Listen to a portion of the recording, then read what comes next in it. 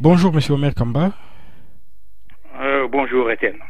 Bon, monsieur Omer Kamba, ce soir, 18 novembre 2012, la presse internationale, les dépêches de presse internationale qui arrivent ici annoncent la rébellion aux portes des Goma. Donc, les chefs militaires et civils auraient pris la fuite. Le gouverneur de province, Julien Paloukou, aurait fui par les lacs. Il a pris un bateau par les lacs pour se rendre à Bukavu. Quelle est votre réaction à vous, à chaud, par rapport à cette situation, au dernier développement de la situation qu'il y a à Goma? Oui, j'ai appris que effectivement les M23 seraient dans Goma. Officiellement, ils n'ont pas encore annoncé, mais d'ici quelques heures, ils vont annoncer leur prise de Goma. J'ai appris que la MONUSCO serait déjà retirée avec tous ses engins vers Saké. L'aéroport de Goma est déserté par les gardes républicaines de Kabila qui ont fui. Et que les M23 sont là, dans les alentours. Ils visitent tous les coins où étaient résidés les gens de Kabila. Et ils sont dans Goma, d'après mes informations. Bon, si par ailleurs ils disent officiellement ils n'ont pas encore annoncé, mais ils sont dans Goma. Mais, monsieur Omer Kamba, la première question qu'on devrait se poser, c'est de savoir, et Joseph Kabila dans tout ça? Ça fait des années qu'il promet protection, développement aux populations de l'Est, mais on a comme l'impression que cette situation de guerre permanente ne fait que continuer. Mais les On ne Congolais l'entend doivent. pas depuis aujourd'hui. Il ne dit mot, comme d'habitude, donc c'est un silence de cathédrale. Kabila ne dit rien. Moi, je suis ou plutôt contre une attitude, c'est de mes compatriotes congolais qui ne savent pas lire les signes de temps. Ils pensent que oui, il faut s'acharner sur le Rwanda, sur les Tutsis, sur de trucs de ce genre-là. Dans un combat qui soit politique, idéologique et qu'on sort, on considère qui est l'ennemi principal. Nous avions, je vous rappelle, dans une interview qu'on a eue, je vous avais dit que le cheval de Troie, c'est Kabila. Donc il a été utilisé, il est utilisé par tout le monde, parce que lui, personnellement, il n'a aucune compétence, ni politique, ni managériale, ni quoi. Ben, Kabila est là comme une girouette que tout le monde peut utiliser, y compris les Congolais l'utilisent pour gagner leur argent. Tous ceux qui sont autour de lui, ils font ça. Et l'extérieur aussi, les étrangers font la même chose. Donc Kabila, c'est un malheur, un accident, comme on l'avait dit la fois passée, pour le Congo. Maintenant, les Congolais qui sont là doivent voir en quelle direction ils doivent diriger leurs efforts. Aujourd'hui, tout le monde sait que dans ce pays-là, il n'y a pas d'État, il n'y a pas d'armée, il n'y a rien. Mais comment voulez-vous que les Congolais sérieux puissent aujourd'hui dire, écoutez, bien sûr, le Rwanda envahisse, ils disent que le Rwanda envahit le Congo, les Tutsis et tout ce que vous voulez, mais c'est un langage qui est un non-sens lorsqu'on est dans un combat. Dans un combat, vous regardez qui est l'ennemi principal. Pour nous, l'ennemi principal était Kabila. Utilisé par les Tutsis ou les Hutus ou les... Mais Kabila est là, joue un rôle faux. Il faut tout simplement l'éliminer, donc le neutraliser. Et Donc, tout... donc selon vous, le cheval de Troie du Rwanda que Kabila est sur le point d'accomplir sa mission? mais non, je ne dis pas ça. Je ne dis pas ça. Quand on dit cheval de Troie, le cheval de Troie peut avoir plusieurs directions. Kabila est mis là, y compris, tu as entendu Louis Michel, ce qu'il disait hier.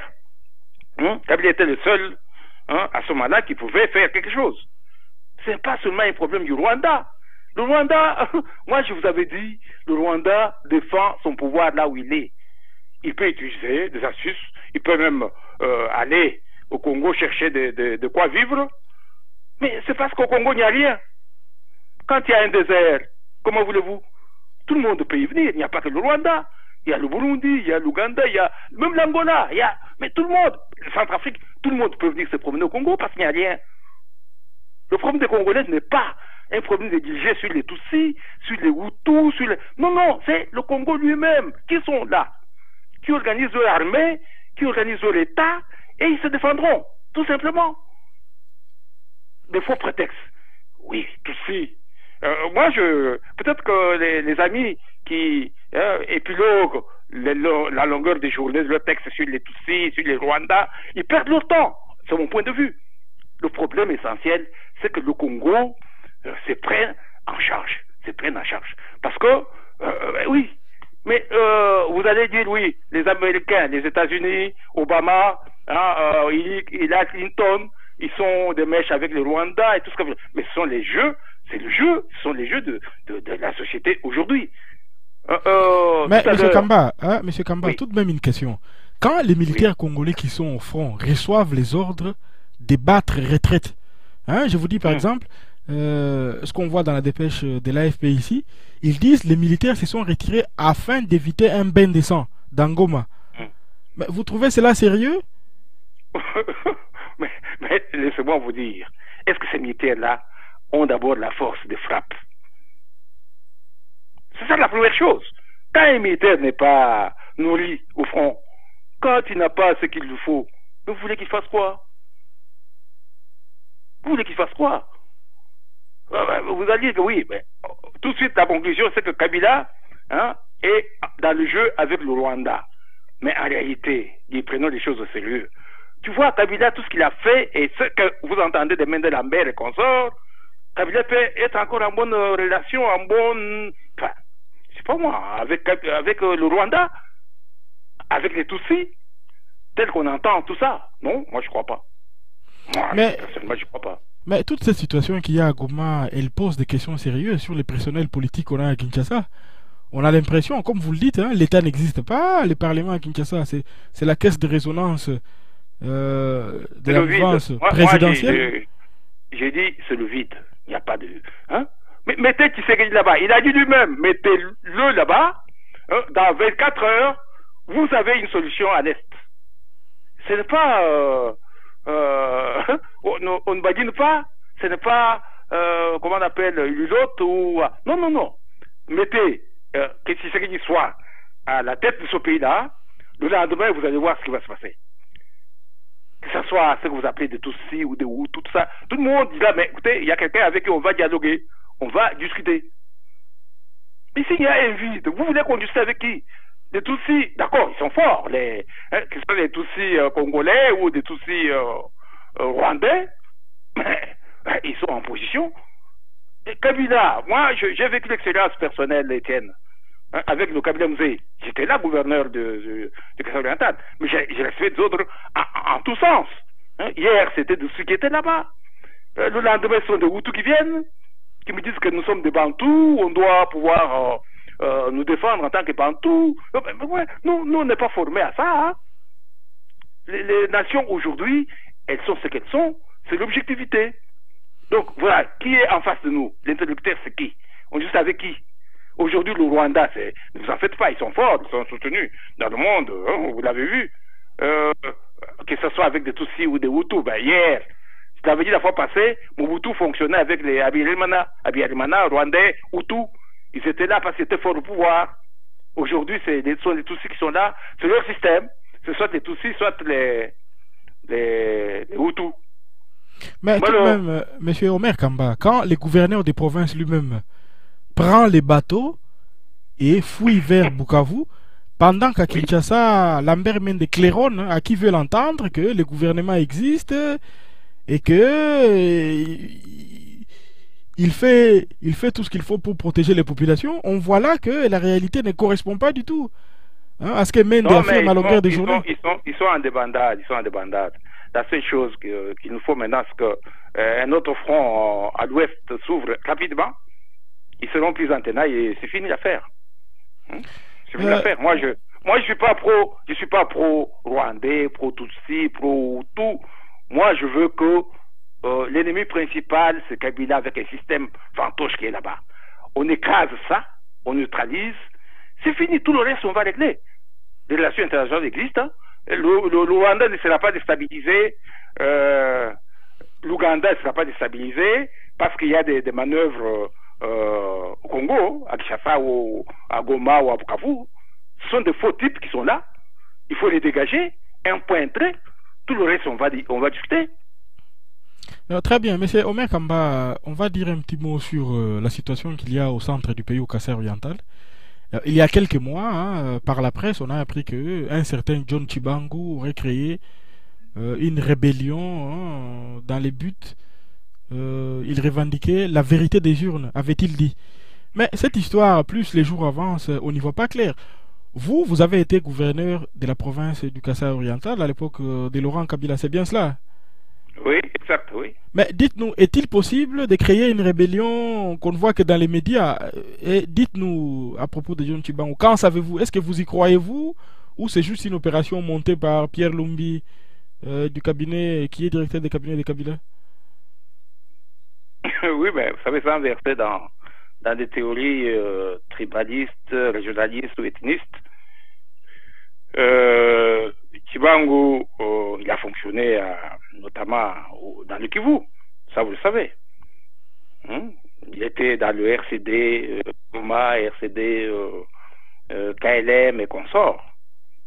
Bon, maintenant qu'il amorce une rébellion, on a dit une rébellion, mais j'étais fixé par Roger Lumbala, si vous avez lu son interview, 4 vérités de Roger Lumbala, qui semble avoir été en contact direct avec John Chibangu. Mais ce qu'il dit nous permet de dire qu'écoutez, peut-être ce sont des déclarations destinées à distraire les gens. Lumbala a dit clairement, je le cite, défection, quand on fait défection, cela ne signifie pas qu'on fait rébellion. Il faut distinguer les deux mots, les deux notions. Donc si effectivement Roger, non plutôt John Chibangu a fait défection, ça ne signifie pas qu'il a fait une rébellion. Les gens de Kabila disent qu'il est en cavale. Le gouverneur dont tu as parlé, Ngoï Kassanji, a mis même des hommes à sa traque. On le traque, mais un militaire de son rang, moi je dis, le militaire ça tire et ça ne bavarde pas, ça tire. Mais j'ai attendu, moi j'attends jusqu'à ce que John Chibangu tire et qu'il puisse faire fuir Ngoï Kassanji. Parce que c'est là le premier à fuir. Tu as entendu Goma, Paluku a fui. Oui, il a fui. Alors, si Chibangu est quelque part, j'aimerais bien entendre que Ngoï Kassanji puisse fuir avec tout ce monde et qu'il ne soit pas lui, Chibangu, traqué, et Ngoï Kassanji, qui est un civil, un diamantaire, un type qui ne peut rien faire militairement, qui soit en train de traquer un militaire formé, un type. Non, ça, moi, j'ai honte. Je ne veux pas ça. Si Chibangu est réellement, à travers tes médias, si Chibangu est réellement réel, et ceux qui le soutiennent, mais je veux entendre que Ngoï Kassanji a fui. Là, moi-même, je serai à côté de ce Chibangu-là. Mais dernièrement, on l'a entendu sur RFI, il s'est plaint des exactions que subissent les populations par rapport à cette situation de traque lancée par Ngoï Kassanji contre lui. Ben, on l'entend se plaindre, effectivement, comme vous dites, mais sur terrain, on ne voit rien. Je viens de vous dire, le militaire, ça tire. Ça ne fait pas de discours, ça ne parle pas, ça ne bavarde pas. Ça tire, et puis les civils que nous sommes prennent... même quand j'étais gouverneur, moi, je m'étais quand même déplacé jusqu'à Lubao avec le commandant des régions, comme on dit, celui qui jouait le rôle de Chibangu à l'époque, quand bien les jésuites. On est allé jusqu'à Lubao pour essayer de contrer les RCD qui venaient. Donc, si effectivement Chibangu est sur terrain quelque part, moi j'attends, je veux entendre que voilà, Ngoï Kassanji a fui. À ce moment-là, je serai le premier à le rejoindre, parce que je suis toujours sur le pied de guerre. Donc vous ne croyez pas du tout à cette histoire de John Chibangu? Mais comment voulez-vous, s'il n'y a pas de coup de feu, s'il n'y a pas de fuite de gouverneurs comme ça se fait maintenant à Goma, Comment peut-on croire? Peut-être que Roger Lumbala a une réponse à nous donner. Il nous a donné, si tu as lu son interview, sa dernière interview, les 4 vérités. Parce qu'on avait dit que Roger Lumbala était celui qui était en contact direct avec Tshibangou. Mais quand tu lis son interview, tu comprends vite que non, il faut pas... non, il faut voir les faits. Il faut vivre les faits. Et alors, à ce moment-là, on va conclure. Si Tshibangou, moi, je lance, c'est un défi. Je suis Saint Thomas. Mais, tu sais, Thomas est devenu saint parce qu'il voulait mettre les doigts dans les plaies de Jésus. Si Tshibangou existe, moi, je vais mettre mes doigts dans ce qui existe, hein, dans ses plaies, oui. Mais sinon, alors là, on est parti pour la gloire. Oui, on va dire, écoutez, il y a un Tshibangou. Très bien, monsieur Omer Kamba. Avant que nous terminions, j'aimerais qu'on revienne un petit moment sur l'actualité, ce qui se passe à Goma actuellement. Vous avez parlé du rôle que joue le cheval des Troie qu'est Kabila.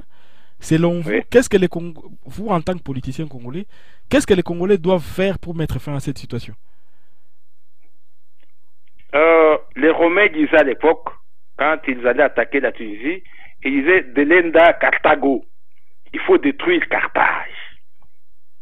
Et aujourd'hui, comme il y a un cheval de Troie qui est là-bas, nourri, aujourd'hui on dit que c'est Rwanda qui nourrit ça. Non, moi je n'y crois pas beaucoup. C'est peut-être, d'ailleurs, Jean-Pierre Mbelou, avec qui vous êtes en contact, tout à part de la communauté internationale qui investit pour ceci-là. Donc le Rwanda ne peut que jouer un rôle secondaire. Donc, Delenda Carthago, pour chez nous, c'est de l'Enda kabiliste, Kabylie, de l'Enda. Donc il faut détruire ce cheval de Troie-là. Quand vous les détruisez, vous allez voir, vous serez en face des vrais interlocuteurs. Et là, soit vous allez négocier avec eux, soit vous savez ce que vous allez faire. Mais il faut d'abord vous dégager de ceux qui occupent la maison. Et ceux qui occupent la maison, c'est Kabila. Il est là. Moi, aujourd'hui, il n'est pas vrai. Il n'est pas vrai que Kabila soit nourri seulement par des Tutsis, comme j'entends dans le discours des amis. Mais Kabila doit être nourri par beaucoup d'autres choses invisibles. Même certains trafiquants israéliens, tout ça là. Par conséquent, il faut détruire le cheval de Troie. Le cheval de Troie n'est pas seulement le cheval de Troie de Tutsis, de Rwanda. Ça c'est faux. Nos confrères, nos compatriotes ici, moi j'ai l'impression qu'ils font fausse route.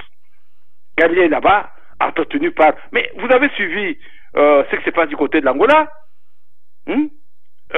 L'Angola a négocié avec Kabila pour continuer à soutenir ce qui... Mais est-ce que l'Angola est en rapport avec les Rwandais ou les Tutsis? Non. Donc il y a des multinationales, comme le dit si très bien notre ami Jean-Pierre Mbelou, et ces multinationales, mais ils viennent de tous côtés. Hein. Il faut d'abord neutraliser le cheval de Troie qui est utilisé par tous côtés. Il ne faut pas regarder seulement les Tutsis. Mais moi, les Tutsis en question, mais je t'avais dit la fois passée, hein, selon ceux qui dirigent au pays, avec Mouzé Kabila, c'était nos frères, on avançait avec eux sans problème. Ils sont encore aujourd'hui, les Louberois et autres sont à Kinshasa tranquilles.